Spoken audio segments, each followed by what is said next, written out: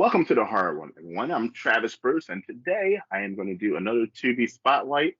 I have a rookie director, horror director, who has just put out an excellent movie on Tubi, The Takeover. It's a great vampire flick. We have Trent Harris with us today. Welcome, Trent. Hey, how's it going, everybody? Thanks for coming, man. Thanks for coming. So this is your directorial debut, to take out. That is absolutely correct. Directorial debut.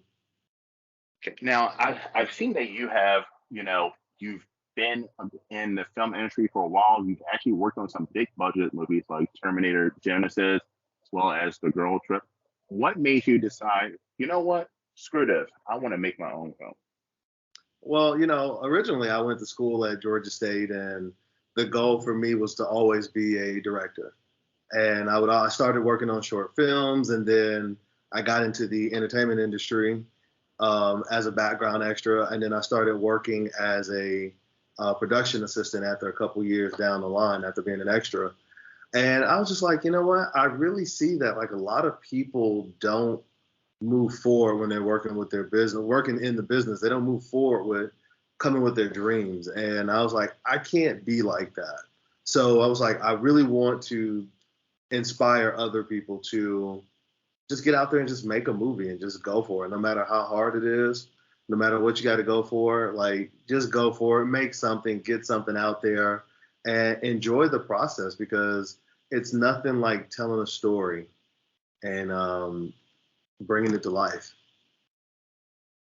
Now, what are some challenges that you've ran into making your first film? I'm going to honestly say that the first big challenge is budget. Budget. I'm doing an action film, science fiction, thriller, horror genre with special effects, makeup, stunts, different locations, and about 30 different actors on any given, well, not on any given day, but during the course of the movie, and about a 5-person crew. So like that's setting up lights, setting up camera, and like we probably had two to four people if we did stunts. So big challenge in trying to do that. And then since I did work as a production assistant in the entertainment business, I was able to break down the script and do everything I needed from the director and assistant director point of view as well. And it takes a lot. It takes a lot. So you have to be ready and willing to put in the work for all of it. And speaking of budget, I mean, when I first watched this movie, it looked like a studio budget movie. I mean, it was high quality. The cinematography was great. The acting. How did you put this all together? Well, the budget, I like to call it a shoestring budget of like $15,000, which, Really? yeah, It doesn't look like that. which most of it came from me and a couple other my producers that we put in. I will say post production is where we spent the most as far as with the budget. So, and then just trying to feed people on set with crafty and catering and everything. And it was just a lot. And so my bad, I forgot what the question was. I just started talking. I'm listening, man. I'm listening. So now I was saying this looks like a large budget movie. How did you get to get? I mean, how did you get the budget together? How did I get the budget together? A Hmm. bunch of extras. And, people like a bunch of extras. I like to call them blurs because I did a short film called Blur, which is background life until recognized. I had a lot of people on set, and they saw that I had a vision, and a lot of people wanted to invest in the project, and we did what we had to do. So I'll tell people I actually failed as a filmmaker because I tried to shoot this as a short and it didn't do well, and then I tried to shoot it as a feature, and we actually lost all the audio. Well, our audio guy never turned his audio mic up. So we actually never had audio for the first time we actually shot the full feature. So, they were telling me, hey, either you're going to spend $10,000 to $15,000 in doing ADR or, and I was like, well, let's reshoot it and got it together. But it took a very, very lot, and I had to grow as a director too. So that means by having a great team to help, sometimes like that checks and balances. They check me when I need to be checked, and who I can go to if I have like anything. And my DP and one of the producers on the movie, Brian Moody, was just amazing.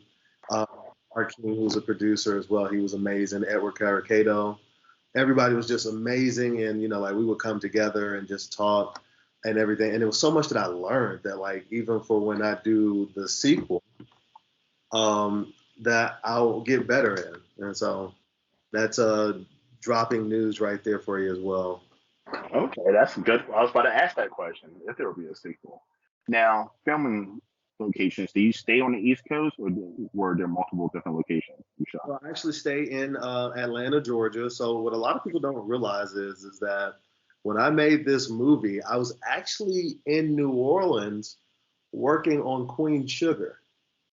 I don't know Wow. if you've ever heard of that show before, but I was working about 60 to 80 hours a week, and I would hop on the earliest flight back to Atlanta on a Saturday, and I would Mhm. shoot Saturday and Sunday and hop on the latest flight on a Sunday to go back to New Orleans to be right back at work early on a Monday morning at 5.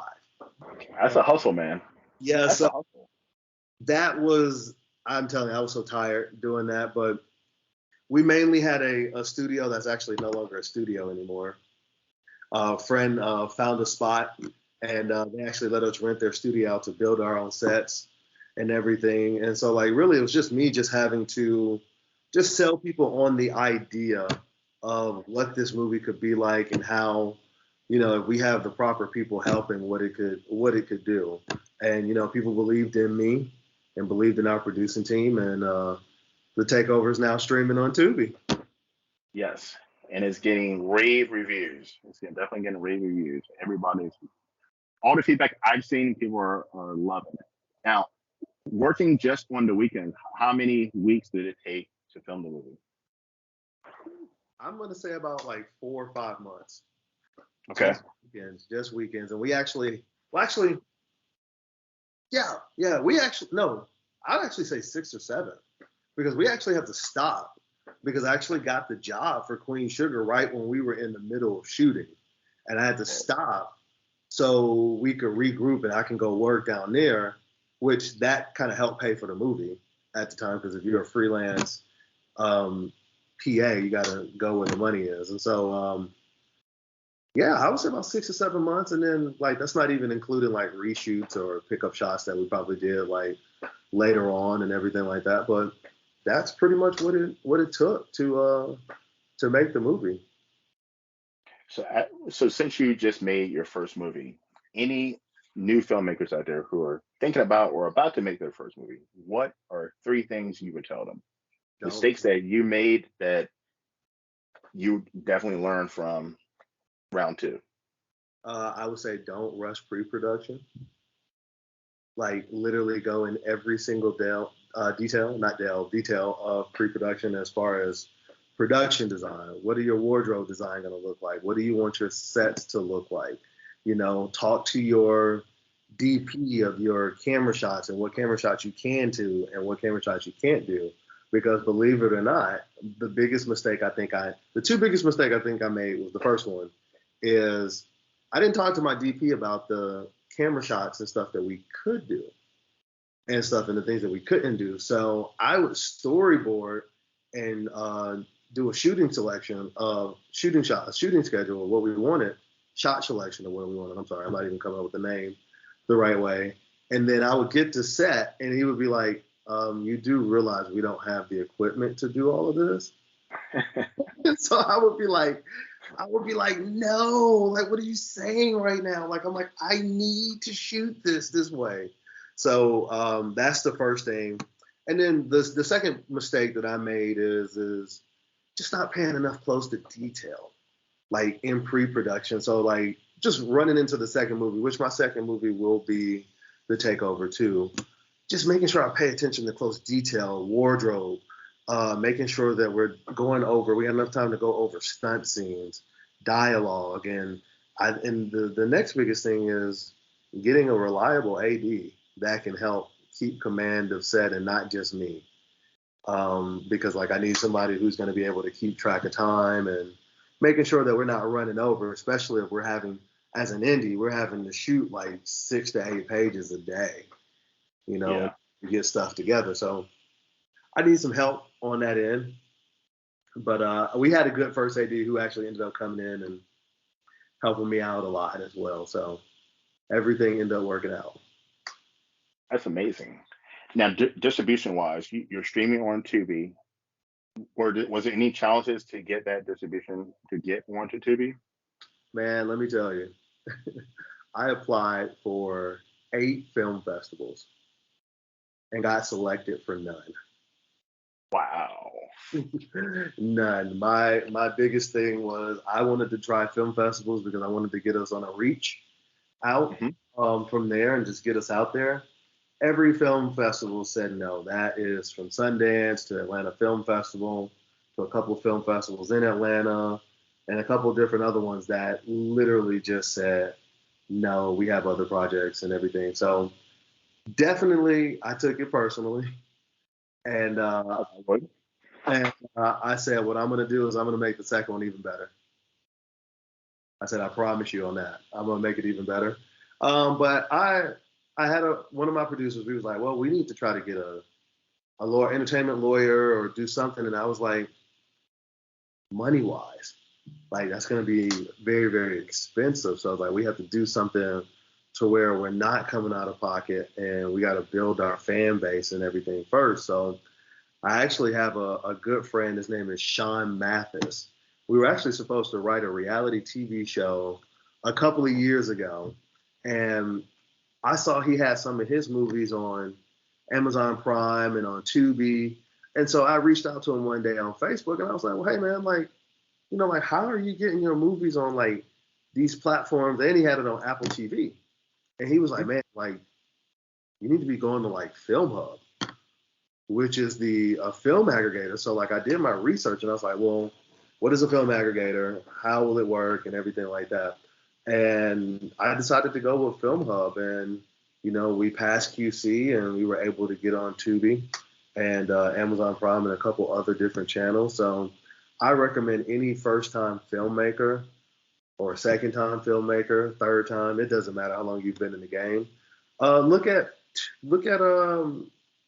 oh goodness, Film Hub or Indie Rights. Look at those two aggregators and see what you could do with your movie. Now, one thing I do wish I would have done better is actually developed a full marketing plan for the takeover before we actually went on. But I had so much going on. I got a 1-year-old running around the house and everything, so I wasn't able to develop it like I wanted to. But I would tell any filmmaker, make sure, like even when you're filming, make sure you're getting all of your marketing stuff and everything that you need while you're filming. That way, your plan is already put together, everything is ready to go and stuff. So this time I'll do the same, but I'll also be looking at doing like a film pitch deck or something like that, Hmm. and doing a film business plan, I believe, to kind of show because we do want to try to get investors and stuff for the next time and try to see how we can get this, marketed to be even bigger. Okay. So let's talk about the takeover. Take Says it over, this man. movie is streaming on Tubi right now. Mhm. So tell us a little bit about the takeover. Hey, man, the Takeover is a new type of film that I was thinking of because I'm a huge zombie and vampire fan. And at the time when I thought of this idea, I was in my last year of college, and I was like, "Wow, Walking Dead and Vampire Diaries, two big movies, two big TV shows, not movies. I'm sorry." So it's like, Huge. I wonder what it would be like if we saw vampires on the other end of the spectrum. What would happen if they were trying to survive a zombie apocalypse, and their supply of blood was drawn out because the human are turned into like zombies. So I created that story and created a conflict centered around Maya, who's our main character in there. She meets up with a new Daver-like, which the word Daver is another word for zombie. Meets up with a new Daver-like species, and she's never seen them before. So she's like young and reckless and wants to fight all the time and doesn't want to have her way. But she comes across on this news that her family's behind something sinister, and everything kind of takes place from right there. So she's trying to unravel everything, and while she's trying to do that, everything is unraveling around her, and it goes from there. So pretty big consequences that she has to cause and effect is what I like to say, not consequences, that she has in this movie. You did a great job too, because you're following three different groups. You're following the humans and the head of the military. You're following that group. Then you're following the vampires, and you're also following the zombies, the dabbers. So you get to see multiple. That's what I'm looking for. But you get to see multiple views of each group and how they're struggling in this situation. Right, right.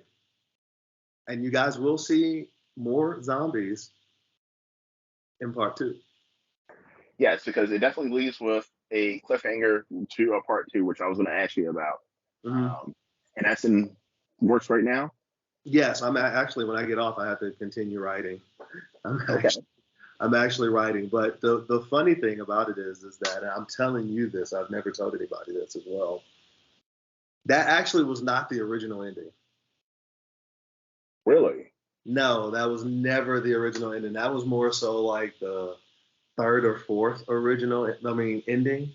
And what happened is I actually, one day going to set, I actually never filmed everything that I needed to shoot because we were such in a rush to try to get certain things. And I literally forgot to shoot the ending. And I was like, and when I realized I literally forgot to shoot that part of the ending, I was like, oh my goodness. And so my DP edited a clip and he was like, hey, this is all we have. And I was like, are you serious? So I literally sat on a stump out in the woods while I'm working in a composition notebook and literally wrote that entire ending from where you saw in a notebook, which I still have today. And then I went back and wrote it in the script, and we went and shot it like the next 2 weekends after that. Like, so it was by far the craziest thing I've ever done. So the original ending, was it going to have a closed ending without a sequel, or was that always was the plan that there was going to be a sequel? There was always a plan that there was going to be a sequel, but Okay. the way how the ending was going to be different, involving different characters. Gotcha. Without having to give it away. Okay. And so, but once I realized I didn't shoot that, then I was like, okay, cool. Well, what else can I do to kind of still drive people into the story and kind of continue the story? And I went with what we had. I can tell you somebody was not happy about that. I had to hear an earful about that ending from a certain somebody, Mary. But she loves me though, so it's all good. And you know what, it's a good time having them all on set, and I can't wait to get them back. Awesome. So, what made you? I don't know if it's giving away anything, but what made you come up with the idea of having the vampires being able to walk in the daylight? Well, Blade, not Blade. not gonna even sugarcoat it. Like when I was co-writing with the other co-creator Cameron Wingo, shouts out to her because she's amazing. I was like, no, man, because I was like, even when we shoot, I don't want to shoot at night all the time for vampires. And so I was like, that'd be great, but I can't do day for night. That's too much for me to try to do. And so I was like, we need to be able to have them have some of them at least be able to walk through the daytime, and some of them not, just depending on the bloodline and everything. So if you notice, you only really see throughout the movie, I think you only really see like one or two that's in the daytime. Correct, because the family, you only see them indoors. Yes. Mm-hmm. Yeah, it's like you never see anybody else outside.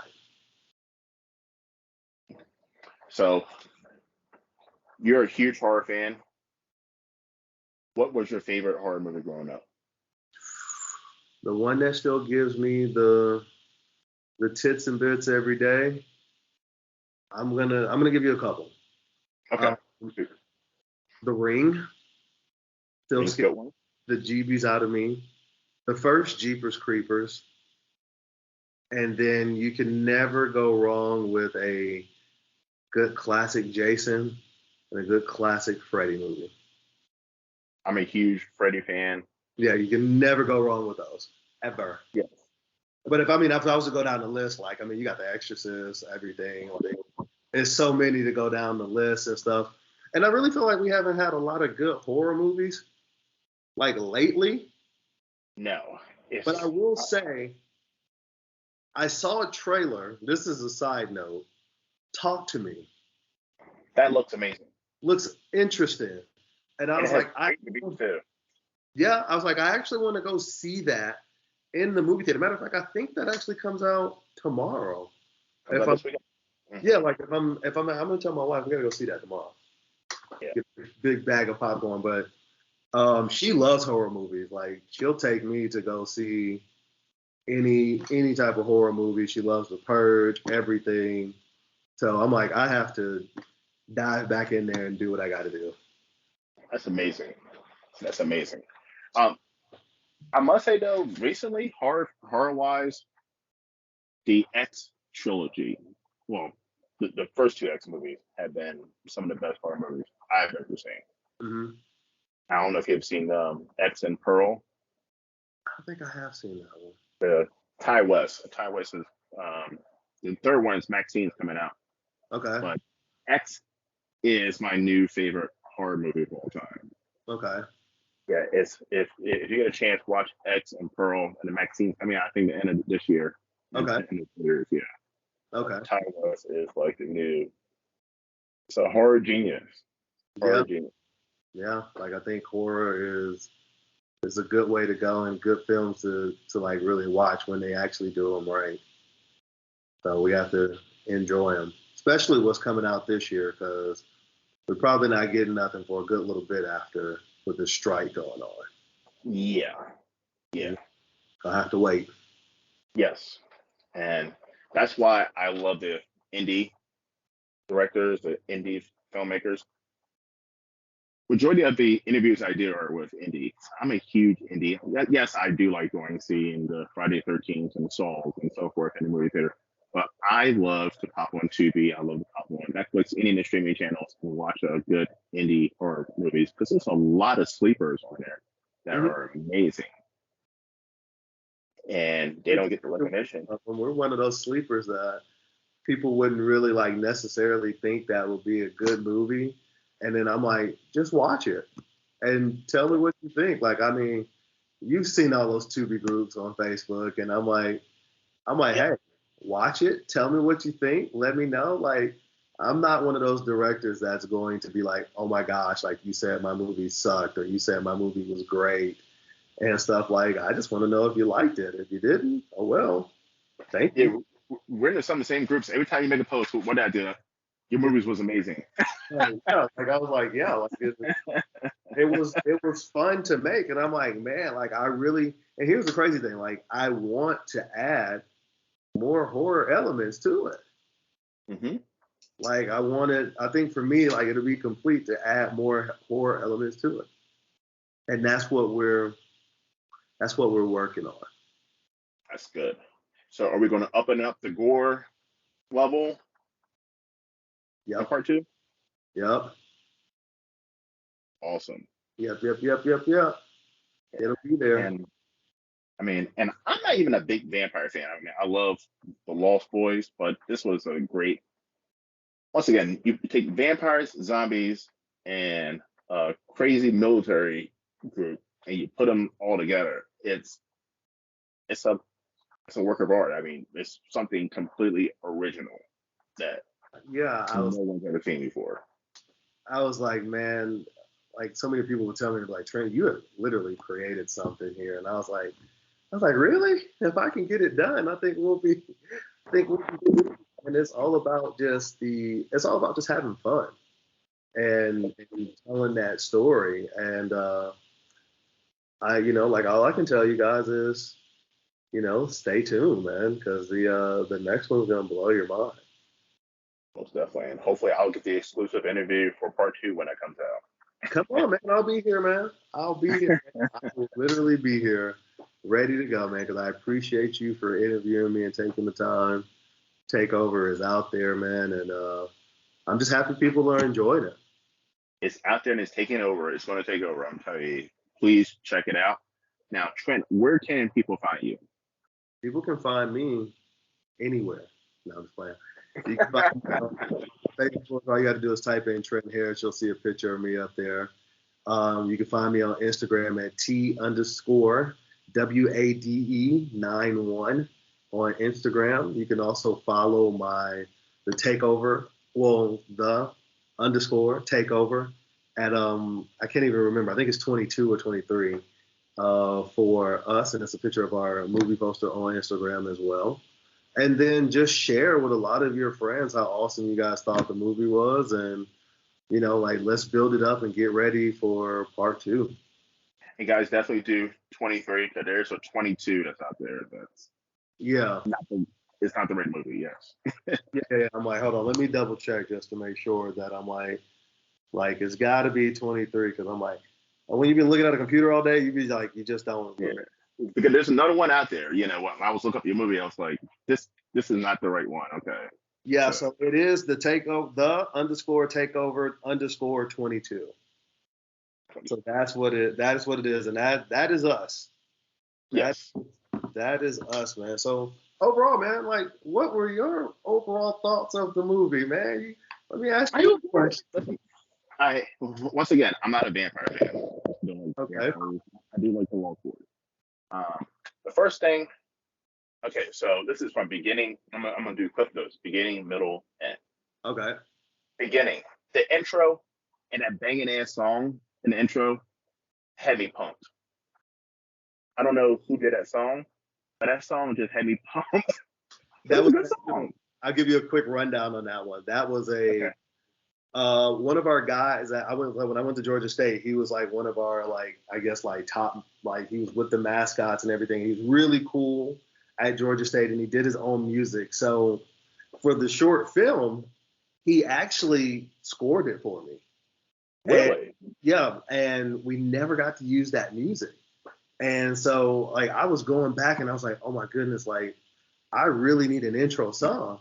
And that one just spoke to me, and I was just like, this has to be the intro for this one. And I went with it, and dope design and edited design for that one, and it worked out to be great. So yeah, it just had me the intro, just the graphics and banging ass song had me from the beginning. And then once the movie started, I was like, wow. Once again, nothing wrong with it. I love indie B movies. I love low budget movies. I wasn't expecting the quality of image that came on the screen. It looked like a high production movie. It looked like something that you would see in a movie theater, And so I was like, wow. I was thinking to myself, like, I wonder what his budget was on this, because I would not have taken a million years it was $15,000. Yeah, it was $15,000. It does not look like a $15,000 movie. It looks incredible. Thank you. And through the middle, towards the middle and the end, I was thinking, like, boy, there are some shady ass fucking characters in this movie. Because everybody is double. Well, I don't know if I'm giving away anything, but it seems like there's multiple games being played. Husband, wife, family, everybody is trying to screw each other over and have some kind of ulterior motive. So it's definitely, there's a lot of pieces being played in this movie, and I loved it from beginning to end. And I will tell you, everything will be connected more than you think from there, because like I said, we literally just finished the treatment, and we are starting writing the script now, which hopefully will be done before the end of the year, or right at the end of the year, early next year. And it was a lot of things that we had to talk about and discuss within the movie that we wanted to fix and how we were going to portray things. So we just want to give you guys a great next story to go along with that. Yeah, is this gonna be a trilogy? No, it is Okay. over. It is unless right now it is done after 2. Okay. Unless Like people love it, right? yeah, like unless people Movie like talks. unless people really love it and they're like, we need a part 2. I mean a part 3, and we need and there's a story. Like here's the thing, I've never believed in the you have to do 3 movies Mhm. and stuff. Like I believe if you're able to tell a good story, then be able to go from there and just tell your story. So I would have been able to do it like that. And I'll be honest, if I had more of a budget, this probably would have been a 2 hour and 30-minute movie, and it probably would have just been one, because I would have been able to tell the story and actually have it in a cohesive way. So you guys get a part 2, and There's also opportunity to do a lot of prequels with a lot of characters too, because they I was a lot mentioning of characters. I mean, they it seems like they have their own backstory too yeah. that you could even stare off on. There have been some talks about potentially doing some prequel stuff, so we just kind of have to see what it is. And then I also have another story that I kind of wanted to. I'm still deciding on if I wanted to combine the two. Okay. So it has absolutely nothing to do with Okay. vampires and what you call it. It does have to do with like superheroes, but it's Hmm. government conspiracy type stuff. And so I wanted to see how I could combine the two. And Mhm. so that's still being discussed in my head to see if Okay. it could, and with other people to see if it could be done. And And we're not gonna add like werewolves or anything, right? no, Thanks. no werewolves Thanks. or Thanks. anything. I think you're with the 3. So the whole Keep it the way it is. Keep it. Yes. yeah, and somebody literally asked me that. It was like, "Are you gonna do werewolves?" And I was like, "Nope." And stuff. The whole goal is I want you guys to ask the question of who's coming out on top. Exactly. Like who will come out on top and how will this end and stuff. And I've heard a lot of people say humans. I've heard a lot of people say zombies. I've heard a lot of people say vampire. I said stick around and find out. Definitely gotta check it out. Once again, Mm-hmm. everybody, Trent, once again, man, thanks for coming on, man. Thanks for sharing me your movie, man. I would have probably never seen it. I'm glad we talked, was able to see this masterpiece. Um, guys, check out the Takeover on Tubi, streaming right now. Follow him on Facebook, Instagram, Twitter, I'm assuming too. I'm not on X. Okay, neither. Oh, I know you're on Facebook. yes, I am on Facebook, man. I tried doing Twitter a long time ago, and I was like, I can't keep up with all of these social medias anymore. Made him at Facebook. That's all I can focus on Facebook, mentally. Instagram, man, and that's about it, man. And I'm like, it's hard. Yeah, because somebody was talking about Thread. I've tried doing it. A couple of people keep saying Thread. I'm like, what the hell is that? I'm not signing up for that. I'm good. I'm 40 years old. I'm not old, but I'm it's too 32, much. but I'm like, I just don't have time to be. Thread is actually the Twitter version on Instagram. So it's weird. It's Twitter, but on Instagram, and it's like a direct rival of Twitter. So it's very weird. And then when I saw like once you get threads, you can't delete threads unless you delete your entire Instagram. Oh, So I was like, no, I will not be doing that at all. No, no, I don't have time. So I don't even want those problems. I'm like, it's too much. I'm just here to promote movies and promote some other things as well. Movies. well, man, I'm you doing some good things, man. I appreciate it. I appreciate you coming on, man. I really do. And Thank I'm you. definitely going to have you back for part 2.